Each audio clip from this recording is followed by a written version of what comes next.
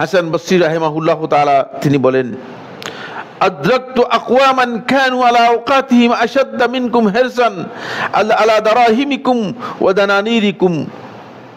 আমরা এমন একদল লোককে পেয়েছি, এমন একদল লোকদের সামনে উপস্থিত হয়েছি। কে বলতেছেন? হাসান বসরি রহমতুল্লাহ আলাইহি। হাসান বসরি রহমতুল্লাহ তাবী ছিলেন।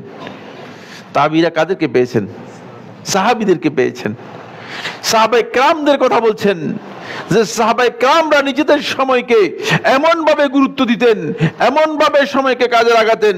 তিনি বলেন যে আদরাকতু আকওয়ামান, এমন একদল লোকদেরকে পেয়েছি যারা তাদের সময়ের ব্যাপারে এত বেশি গুরুত্ব দিত যে তোমরা তোমাদের দিনার দিরহামের ব্যাপারে যত গুরুত্ব দিচ্ছ এর চেয়ে অনেক বেশি।